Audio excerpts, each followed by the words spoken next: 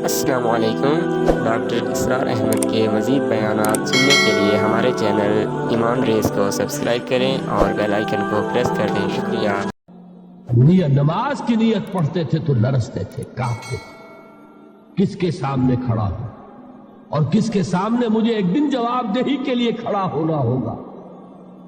لن تزولا قدم ابن آدم، حضور نے خبر دی ہے ابن آدم کے قدم ہل نہیں سکیں گے۔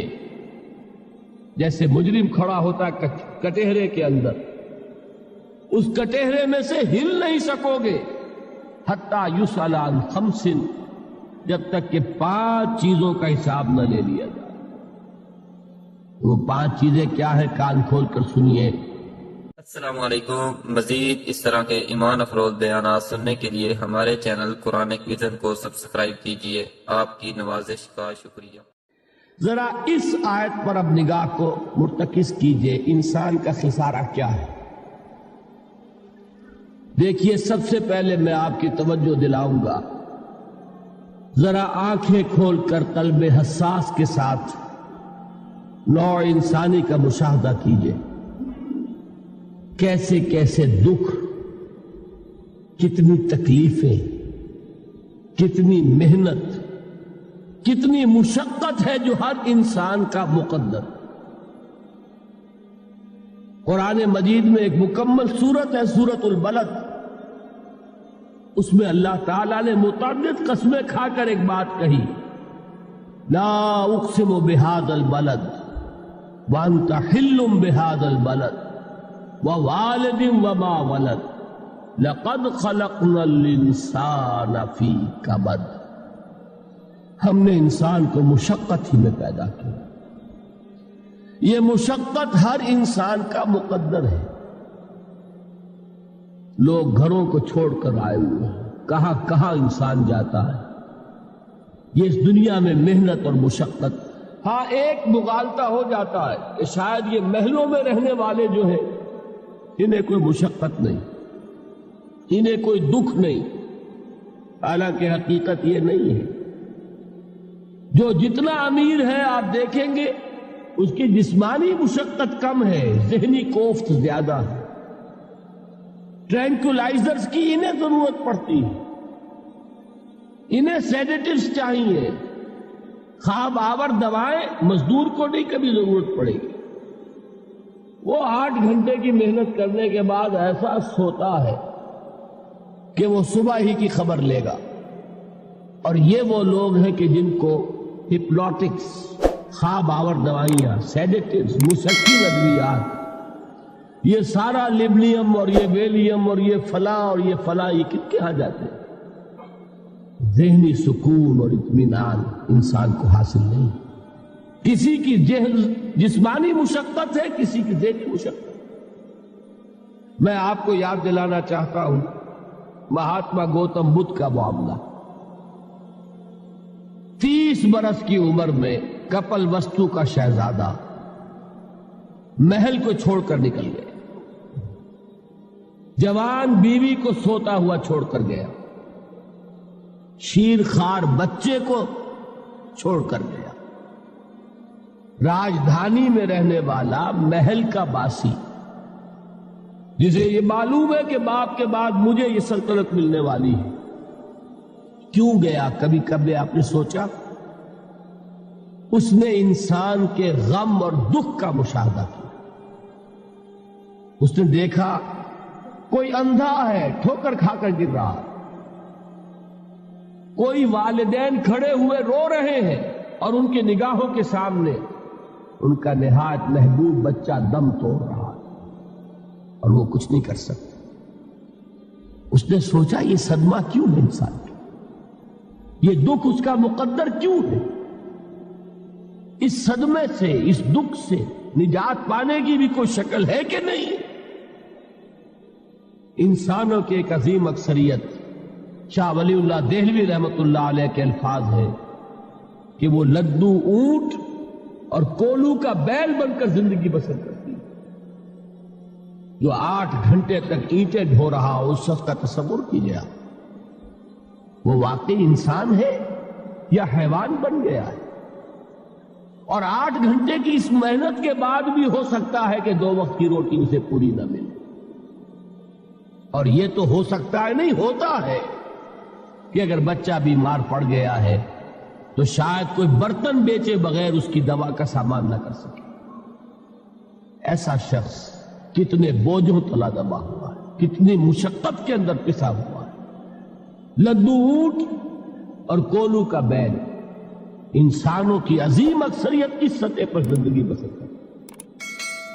لیکن آپ کو معلوم ہے کہ کولو کے بیل کے لیے مشقت ہی مشقت ہے، اس کے احساسات یہ نہیں ہیں جو کہ ان سے انسان کو جو صدمہ پہنچتا ہے. ایک بیل کو اس سے کوئی غرض نہیں کہ اس کا کوئی بچہ بھی تھا کہ نہیں تھا، اس کو کوئی بخار ہوا ہے یا کیا ہوا ہے، اس صدمے سے وہ بیل بچا ہوا ہے. گھوڑے کو کوئی پتہ نہیں کہ میرا بھی کوئی اولاد میری ہے یا نہیں ہے اور مجھے اس کا کوئی صدمہ ہے یا دکھ ہے، کوئی پتہ نہیں. لیکن انسان کا معاملہ یہ ہے کہ والدین کو جو جو دکھ دیکھنے پڑتے ہیں اپنے بچوں کے لیے، اپنی اولاد کے لیے. رات کی نیند ہے حرام ہے اس لیے کہ بچہ بخار میں تپ رہا ہے یا درد سے تڑپ رہا ہے، لہذا نہ ماں سو سکتی ہے نہ باپ سو سکتا.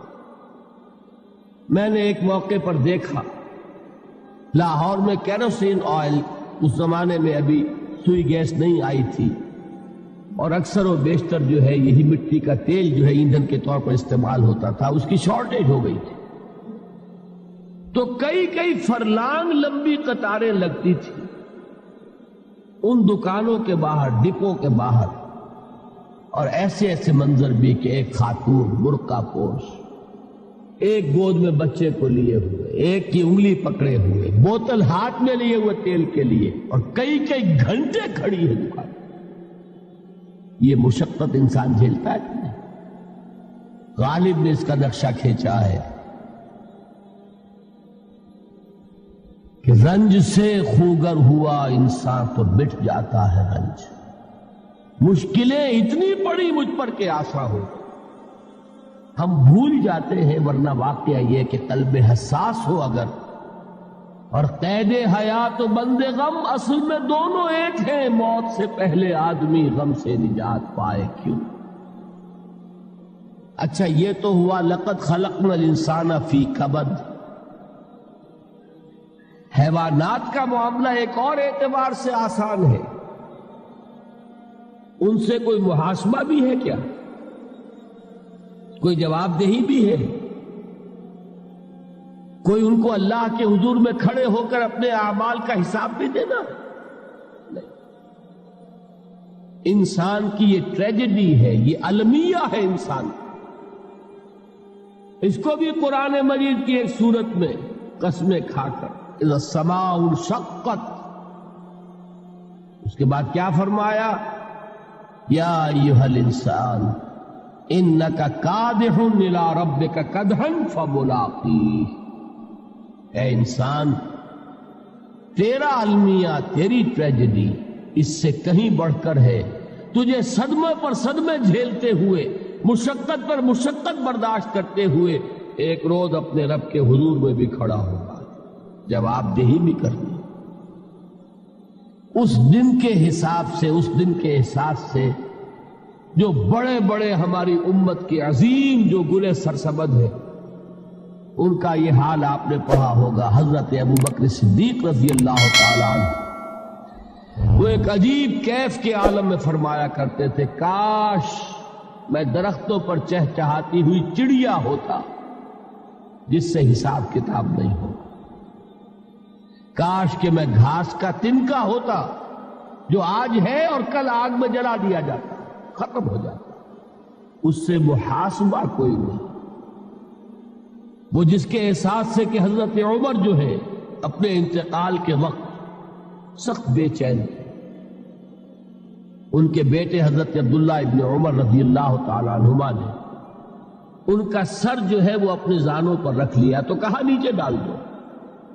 ایک عجیب بے کلی اور بے چینی. انہوں نے کہا ابا جان آپ کیوں پریشان ہیں؟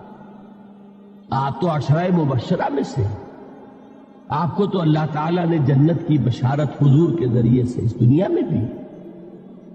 حضرت عمر فرماتے کہ خدا کی قسم، اگر قیامت کے دن عمر برابر سرابر پر چھوٹ گیا تو بہت بڑی کامیابی تصور۔ یہ احساس جن کو ہوتا ہے۔ حضرت علی کا حال کیا ہوتا ہے؟ ابھی جو آپ نے حافظ صاحب سے سنا، یہ حضرت علی کا معاملہ ہے کہ ایک تیر پیوست ہو گیا تھا، کسی طرح نکل نہیں رہا تھا۔ حضرت علی نے فرمایا کہ اچھا چھوڑو مجھے، میں نماز کی نیت باندھتا ہوں۔ نماز کی نیت پڑھتے تھے تو لرزتے تھے، کانپتے تھے، کس کے سامنے کھڑا ہوں اور کس کے سامنے مجھے ایک دن جواب دہی کے لیے کھڑا ہونا ہوگا۔ لن تزولا قدم ابن آدم، حضور نے خبر دی ہے ابن آدم کے قدم ہل نہیں سکیں گے۔ جیسے مجرم کھڑا ہوتا ہے کٹہرے کے اندر، اس کٹہرے میں سے ہل نہیں سکو گے حتیٰ یسأل عن خمس، جب تک کہ 5 چیزوں کا حساب نہ لے لیا جائے۔ وہ 5 چیزیں کیا ہیں؟ کان کھول کر سنیے۔ عن عمرہ فیما افناہ، عمر کا حساب دو، یہ 80 برس اور 70 برس ہم نے تمہیں دنیا میں دیے، کہاں ضائع کیے؟ وعن شبابہ فیما ابلاہ، اور خاص طور پر جوانی کا دور، امنگوں کے دن، ولولے ہوتے ہیں، قوت ہوتی ہے، توانائی ہوتی ہے، آدمی چلتے ہوئے زمین پر پاؤں مارتا ہے، قوت جو ہے وہ اپنا اظہار چاہتی ہے۔ یہ جوانی کہاں گلائی؟ حساب دو، ایک ایک لمحے کا حساب دو۔ وَعَن مَالِهِ مِنْ أَيْنَ اكْتَسَبَهُ وَفِيمَا أَنْفَقَهُ، ایک ایک پائی کا حساب دو، مال کا کہاں سے کمایا تھا، حلال سے کہ حرام سے، اور کہاں خرچ کیا تھا، گل چھروں میں، عیاشیوں میں، یا نیکی کے کاموں میں، ادائے حقوق میں، اللہ کے دین کے لیے۔ 4 سوال ہو گئے۔ 2 زندگی کے بارے میں، ایک زندگی پوری بحیثیت مجموعی کہاں کس کام میں لگائی، اور خاص طور پر شباب کا دور کہاں لگایا۔ 2 سوال مال کے بارے میں، کمایا کہاں سے، حلال سے کہ حرام سے، جائز سے کہ ناجائز سے، خرچ کہاں کیا، اور آخری سوال وَعَمَّا عَمِلَ فِيمَا عَلِمَ، جو علم حاصل کیا تھا اس میں عمل کتنا کیا۔ علم کے انبار لگاتے چلے گئے اور عمل کے آغاز کی بھی نوبت نہ آئی۔ یہ علم جو ہے یہ اس روز سب سے بڑا وبال بن جائے گا۔ اتنا علم اور عمل کچھ نہیں، بجائے کہ کریڈٹ کا ذریعہ بنے، یہ الٹا ڈیبٹ کا کھاتا بن جائے۔ یہ جواب دہی کا احساس ہے کہ جس کی وجہ سے انسان کی ٹریجڈی جو ہے وہ دوہری ہے۔ کوئی حیوان اتنے بوجھ تلے نہیں، مشقت کی، محنت کی، اس زندگی میں ختم ہوئے، اس کے بعد کوئی محاسبہ نہیں۔ اس کو بھی غالب نے خوب کہا ہے کہ اب تو گھبرا کے یہ کہتے ہیں کہ مر جائیں گے، اور مر کے بھی چین نہ پایا تو کدھر جائیں۔ السلام علیکم۔ ڈاکٹر اسرار احمد کے مزید بیانات سننے کے لیے ہمارے چینل ایمان ریز کو سبسکرائب کریں اور بیل آئیکن کو پریس کر دیں۔ شکریہ۔